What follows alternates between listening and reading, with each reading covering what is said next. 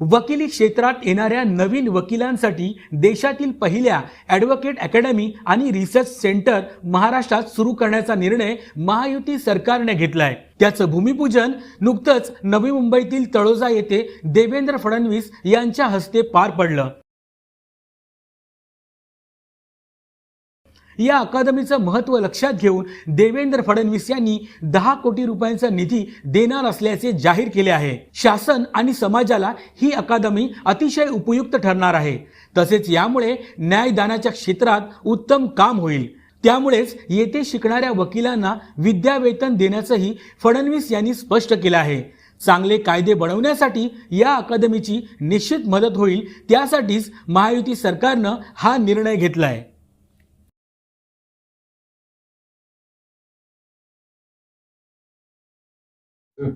अस्सलाम वालेकुम, मैं हूं सैयद अखिल। आप देख रहे हैं मेरे साथ परभनी आज तक। परभनी शहर वासियों की फिक्र करने के लिए परभनी के पॉलिटिशियनों में कोई भी व्यक्ति तैयार नहीं है, इसको तो मान ही लेंगे आप। यहां पर जिस तरह से परभनी शहर को विकास की ओर ले जाने का काम पिछले 35 साल से यहां पर जिन व्यक्तियों ने किया गया है, उन्हीं में से एक शख्सियत हमारे साथ में विजय राव जी वरपुड़कर साहब है। परभनी विधानसभा मतदार संघ 2024 को लेकर ये जिस तरह से फिक्रमंद है, यहाँ के मार्केट को लेकर भी फिक्रमंद है। यहाँ के मार्केट में पूरी तरह से यहाँ के दुकानदारों ने जिस तरह से पिछले कई वर्षों से लगातार मेहनत करते आ रहे हैं और अपनी दुकानों को सजाकर इस मार्केट का, परभनी शहर के मार्केट का वैल्यू बढ़ाने की काम भी इन्होंने किया है, जिसके चलते वक्फ बोर्ड के कुछ अधिकारियों ने, कर्मचारियों ने यहाँ पर जो मिल्कियत थी वक्फ बोर्ड की, यहाँ पर किरायानामा देने के बाद भी हकीकत में क्या है ये भी जानते हैं हम। हमारे साथ में विजय राव जी वरपुड़कर साहब है, जिन्होंने इस मुद्दे को लेकर उठाया है। और रनिंग आमदार, परभनी विधानसभा मतदार संघ के रनिंग आमदार डॉक्टर राहुल पाटिल साहब, इन्होंने जिस तरह से एक महाराज ने अल्लाह के रसूल हुजूर पाक सल्लल्लाहु अलैहि वसल्लम इनके बारे में जो बात कही थी, और उनके बारे में जिस तरह से यहाँ पर आमदार राहुल पाटिल साहब इन्होंने आवाज उठाई है, लेकिन जो मार्केट में यहाँ पर लोग काम कर रहे हैं उस बारे में फिक्र किसी भी तरह से आमदार राहुल पाटिल साहब इन्होंने फिक्र नहीं की है। और यहाँ के मार्केट के लोग परेशान हैं। हमारे पास में जिस तरह से यहाँ पर एक आवाज उठाने के लिए कि यहाँ का मार्केट जैसा कि वैसा रहे और यहाँ के मार्केट के लोगों को पूरी तरह से न्याय मिले और उन लोगों का यहाँ पर काम भी शुरू रहे, इस बात का खास तौर से ख्याल रखा गया है। और भारतीय जनता पार्टी के सीनियर लीडर विजय राव जी वरपुड़कर साहब हमारे साथ में, जो परभनी विधानसभा मतदार संघ से अपनी आवाज उठाने की कोशिश भी कर रहे हैं और यहाँ के लोग भी उन्हें चाह रहे हैं कि यहाँ पर परभनी विधानसभा मतदार संघ 2024 से इन्होंने परभनी विधानसभा मतदार संघ का नेतृत्व भी करना चाहिए। आइए जानते हैं किस तरह की प्रतिक्रिया विजय राव जी वरपुड़कर साहब इनकी है और क्या सोचते हैं इस बारे में। काका, परभनी आज तक के स्टूडियो में आपका स्वागत है। किस तरह से आप देखते हैं इस बात को कि यहाँ पर एक व्यक्ति आता है और उन्हें ये कहता है कि ये दुकानदार, अब आप हमारे किराएदार, अपने हमारी दुकानें खाली करना चाहिए या किराया देना चाहिए, क्या कहना चाहेंगे आप? मैं कहना चाहूंगा कि जो औकाफ ने जो नोटिस दिए जी उधर, वो नोटिस में उन्होंने उनको खाली करने के नोटिस दिए, लेकिन मैं समझता हूं कि ये जो प्रॉपर्टी है 1948 में जब पाकिस्तान और भारत का बंटवारा हुआ, उस टाइम से ये प्रॉपर्टियां इनके पास है, जबकि उस टाइम औकाफ की कोई निर्मिति भी नहीं थी। और ये प्रॉपर्टीज खाली मुस्लिम या हिंदू के पास नहीं है, दोनों के पास है। हिंदू के काफी लोगों में उन्होंने घर बनाया है, कारोबार कर रहे हैं, दुकाना है। मुस्लिम के लोगों ने दुकाना, जबकि इनका कोई अधिकार नहीं बनता कि ये लोगों के लिए इतने साल के बाद उठाना, जबकि हमारी गवर्नमेंट चाहती है कि 2 साल 3 साल रहे तो उसको रेगुलर करके देने का। और इनको तो कई साल, नियर अबाउट 75-80 साल से ये लोग यहाँ रहते हैं, और उसके बारे में हमारे यहाँ के आमदार कोई बात उठाते नहीं।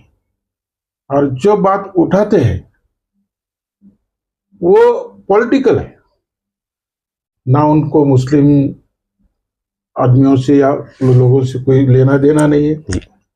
आज तक वो हिंदू वोट पे चुन के आए। जब 2 बार, पिछली बार उन्होंने क्या किया आप लोगों को मालूम है, उन्होंने खानबान किया। जब तुम्हारे ऊपर लग रहा है कि हमारे को वोटिंग हिंदू की मिलती है, उस टाइम तुम खानबान कर रहे। और आज आपको मालूम हो रहा है कि आपको अपने को अब हिंदू वोटिंग ज्यादा नहीं मिलती। उस टाइम आप कोई महाराज के ऊपर टिप्पणी कर रहे हैं या उसका निषेध कर रहे हैं, ये किसी का अपमान है। ये जिन लोगों ने 10 साल आपको चुन के दिया है वो हिंदू वोटरों का अपमान है। ना इनको कोई मुस्लिम से लगाव है। आजकल हिंदू वोट मिलने के चांसेस भारतीय जनता पार्टी का सपोर्ट नहीं रहने से हिंदू वोट कट रहे हैं, तो मुस्लिम वोट के लिए ये सब चल रहा है। ना इनको कोई महाराज से लेना है ना कोई धर्म से लेना है, ये खाली पॉलिटिक्स की चाल है। और जो करना चाहिए, जबकि औकाफ ने नोटिस देने के बाद तुरंत उन्हें बोलना चाहिए कि हम नहीं हटाएंगे, इनके साथ है हम। ये औकाफ का स्टेटमेंट कभी उन्होंने किया नहीं और बेवजह लोगों में हिंदू मुस्लिम में वाद करने का काम इन्हों कर रहे हैं, ये गलत है। यहाँ परभनी का जो औकाफ का मामला है, जहां पर मार्केट में दुकानें हैं जिन लोगों की, उन दुकानदारों के मामले में भी हो सकता है कि लेट आमदार परभनी विधानसभा मतदार संघ के आमदार डॉक्टर राहुल पाटिल साहब, आपको कुछ लग रहा है क्या? नहीं, उसके ऊपर तो मैं बोलना नहीं चाहूंगा उनको, उनके दिमाग में क्या है। लेकिन एक बात है कि रामगिर महाराज ने जो भी स्टेटमेंट किया है, मैं ऐसा सोचता हूँ कि कोई भी मजहब का कोई आदमी ने दूसरे मजहब पे गलत बात करना ये भी गलत है। लेकिन ऐसा भी नहीं है कि पॉलिटिक्स के लिए तुम कुछ भी करो जी। और यहाँ तो क्या होगा कि इसमें आधे दुकाना या घर प्रॉपर्टी है वो हिंदू के भी है जी, जी। और मुस्लिम के भी जी। तो ये स्टेटमेंट देंगे ऐसे तो मुझे नहीं लगता जी। आप ये सोचते हैं कि आपने किसी तरह का कोई भेदभाव नहीं किया है, आप ये चाहते हैं कि हर समाज के व्यक्ति को न्याय मिले, चाहे वो किसी भी समाज से ताल्लुक रखने वाला व्यापारी हो। आप इस बात को लेकर फिक्रमंद है और ये चाह रहे हैं कि वहाँ जितने भी मार्केट में दुकानें हैं, हर समाज के व्यक्ति की दुकानें हैं, ये जैसे कि तैसे रहे, एज इट इज रहे और यहाँ इन लोगों का कारोबार फूले फले। औकाफ का जहां तक मामला आता है, आपने बताया है कि 1948 में औकाफ यहाँ था ही नहीं। उसके बाद जब वक्फ बोर्ड बना तो उसके बाद में वक्फ बोर्ड की जो मिल्कियत थी, वक्फ बोर्ड ने बनाने के बाद में इनको जो जमीनात दिए हैं। हकीकत क्या है परभनी यहाँ पर जिस तरह से महाराष्ट्र राज्य के मुख्यमंत्री एकनाथ राव शिंदे ये क्या न्याय दिला सकेंगे और परभनी में जितने भी मार्केट में दुकानें हैं क्या ये रेगुलाइज्ड हो सकेंगे औकाफ बोर्ड को नजरअंदाज करके? आप क्या सोचते हैं हकीकत में? नहीं, जिनके दुकाना उनको मिलना ही चाहिए क्योंकि ये कोई औकाफ की प्रॉपर्टी नहीं है, ये भारत देश की प्रॉपर्टी है। और जब बंटवारा उस टाइम दी वाली है जी, तो इनका कोई संबंध नहीं आता और उसको बचाने के लिए सबको लोगों के साथ हम ऊपर जाके फडणवीस साहब से मिलेंगे और ये रेगुलाइज करके देने की कोशिश करेंगे। परभनी विधानसभा मतदार संघ में जिस तरह से यहाँ पर विकास होना चाहिए था, आपने कई मुद्दों को ऐसा उठाया है और पिछले कई वर्षों से लगातार आप ये कोशिश में लगे हुए हैं कि परभनी शहर का, परभनी विधानसभा मतदार संघ का विकास हो, लेकिन किसी भी तरह से यहाँ परभनी का विकास नहीं हो रहा है। आप किस तरह से देखते हैं, अगर आपको आने वाले 15 अक्टूबर 2024 के बाद में यहाँ पर आचार संहिता भी हो सकता है कि लग सकती है, आपके लिए बहुत लोग कोशिश कर रहे हैं, बहुत लोग आपका मंदिर में आपको टिकट मिले इसके लिए प्रार्थना भी कर रहे हैं और कुछ लोग दुआएं भी मांग रहे हैं, क्या सोचते हैं आप इस बारे में? अभी जनता पार्टी के साथ 2 मित्र पक्ष अलायंस में हैं। ये जगह ज्यादा से ज्यादा बीजेपी को छोड़ने के लिए हम कोशिश कर रहे हैं। हम सभी बीजेपी के कार्यकर्ता मिल रहे हैं और जब ये जगह छूटेगी, चाहे किसी को भी टिकट मिले, इस बार हम यहाँ बीजेपी का झंडा बिल्कुल लहराएंगे, चाहे वो शिवसेना को मिले या राष्ट्रवादी को मिले। दूसरी बात यह है कि जो अभी स्टैंडिंग आमदार है उनका ध्यान खाली खुद के प्रॉपर्टी को बढ़ाना है, ना कोई कोऑपरेटिव सेक्टर में उन्होंने काम किया है, ना कोई डेवलपमेंट के बारे में सोचा है, ना कोई इंडस्ट्रीज के बारे में सोचा है। जबकि हमारे पास अभी MIDC में कोई जगह नहीं है, नए जगह के लिए एक्विजिशन हुआ है, वहाँ भी उन्होंने कुछ कोशिश नहीं की। यहाँ एक एयरपोर्ट का भी प्रपोजल है और उनके मतदार संघ में आता है, उन्होंने भी वो भी कोशिश नहीं की। हर जगह देख रहे हैं हम, बस स्टैंड की देखो, नटराज मंदिर का देखो, रोडों का देखो, ना इनको लेना देना है न कुछ करना है, बस अपने कई शैक्षणिक संस्थाओं चलाना है और उसको बढ़ाना है, और कैसा खुद के लिए डेवलपमेंट करना है लोगों का। उनको कुछ ना हिंदू समाज का लेना है ना मुस्लिम समाज का लेना है। अभी जो हिंदू वोट कम हो रहे हैं इसलिए मुस्लिम के वोट बढ़ना कैसे चाहते हैं, बल्कि ये सब स्टेटमेंट है।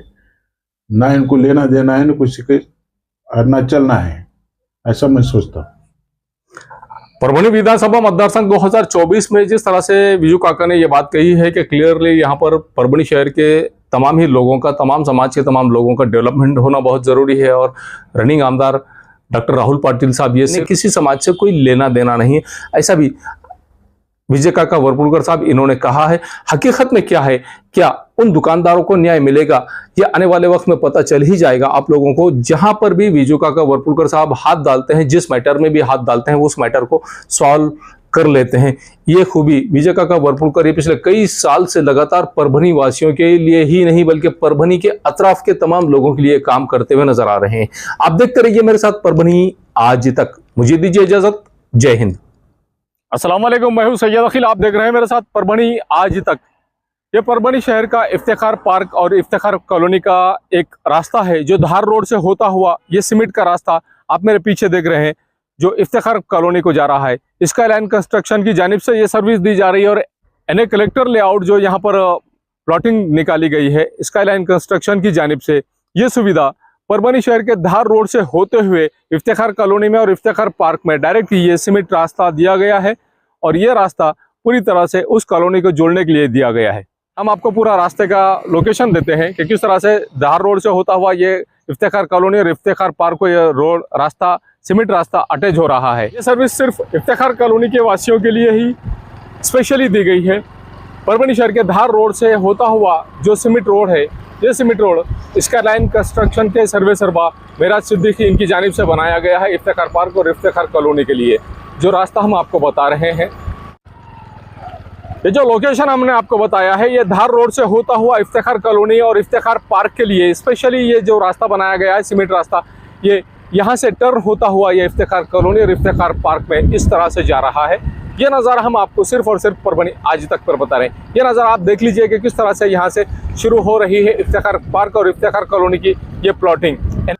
रास्ता तो आपने देख लिया है कि किस तरह से यहाँ पर इफ्तिखार पार्क और इफ्तिखार कॉलोनी में आने के लिए जो लोकेशन हमने आपको बताया है, धार रोड से होता हुआ जो सीमेंट रोड स्पेशली बनाया गया है स्काई लाइन कंस्ट्रक्शन की जानिब से, ये इफ्तिखार कॉलोनी और इफ्तिखार पार्क की एनए लेआउट की पूरी प्लॉटिंग है। और एनए लेआउट की पूरी प्लॉटिंग आप ये देख लीजिए कि यहाँ पर लाइट की सुविधा किस तरह से अवेलेबल करा कर दी गई है, और लाइट की सुविधा के अलावा यहाँ पर हर प्लॉट के सामने 2 झाड़ लगाए गए हैं। ये झाड़ भी देख लीजिए 15 से 20 फीट ऊंचे ये झाड़ है, और हर प्लॉट के सामने झाड़ है।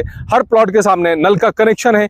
हर प्लॉट के सामने नाली बनी हुई है। सीमेंट और कंक्रीट में जो नाली बनी हुई है, ये नाली भी स्पेशली इस प्लॉटिंग के लिए ही बनी हुई है। अब ये देख लीजिए कि किस तरह से यहाँ पर रास्ते का काम किया गया है, और इस रास्ते के काम को अच्छी तरह से डेवलप किया गया, अच्छी तरह से इस रास्ते को सीमेंट रोड को बनाया गया है। इफ्तिखार पार्क में जो सर्विस दी जा रही है, गट्टू के रास्ते का काम शुरू है, गट्टू बिठाना चालू है। जिस तरह से यहाँ पर सीमेंट रोड बनाया जा रहा है, सीमेंट रोड के अलावा यहाँ पर दोनों साइड से जो गट्टू बिठाए जा रहे हैं, ये गट्टू का पूरी तरह से काम शुरू है। और यहाँ इस तरह से एंजॉय करते हुए लोग जाते हुए भी नजर आ रहे हैं आपको इस सीमेंट रोड से। यहाँ पर 115 प्लॉट में से 71 ऐसे प्लॉट है जिनकी कीमत 13,50,000 रुपये एक प्लॉट की कीमत बताई जा रही है। 22 बाई 40 के प्लॉट्स है, और 22 बाई 40 के बाद में यहाँ पर हर प्लॉट के सामने 2 झाड़, हर प्लॉट के सामने नल का कनेक्शन, और हर प्लॉट के सामने से सीमेंट और कंक्रीट की एक नाली, मजबूत नाली दी गई है। ये गट्टू का काम आप मेरे पीछे देख रहे हैं कि किस तरह से यहाँ पर गट्टू का काम दोनों साइड से शुरू किया गया है। इस तरह से हर प्लॉट के सामने रास्ते के बाजू के साइड से पूरी तरह से गट्टू भी बिठाए जा रहे हैं। इफ्तिखार पार्क और इफ्तिखार कॉलोनी में जो सर्विस दी जा रही है, स्पेशली इस प्लॉटिंग के लिए स्पेशल डीपी लाई गई है सैंक्शन कराकर। यह डीपी और इसके अलावा यहाँ पर ये बस्ती के साइड में बस्ती यहाँ पर अवेलेबल है, पहले से ही बस्ती यहाँ पर मौजूद है। और इस बस्ती के ख़त्म होते ही यहाँ पर इफ्तिखार पार्क और इफ्तिखार कॉलोनी, यहाँ पर मेराज सिद्दीकी साहब इनकी जानिब से सर्विस दी जा रही है कि इनके प्लॉटिंग में एक स्वतंत्र डीपी भी अवेलेबल है, लाइट के कनेक्शन अवेलेबल है, झाड़ हर प्लॉट के सामने अवेलेबल है। उसी के साथ में सीमेंट और कंक्रीट की नालियाँ अवेलेबल है। हर झाड़ को महफूज रखा गया है और हर झाड़ को पानी भी दिया जा रहा है। हर प्लॉट पर यहाँ पर नल का कनेक्शन भी अवेलेबल है। इस तरह की सर्विस यहाँ पर दी जा रही है। मिर्जा मेस परभणी। अगर आप परभणी शहर में रहते हैं और घर के खाने का लुत्फ लेना है तो संपर्क जरूर करें मिर्जा मेस परभणी। घर पहुंच सेवा खाने के टिफिन के लिए जरूर संपर्क करें। मोबाइल क्रमांक 8830266947।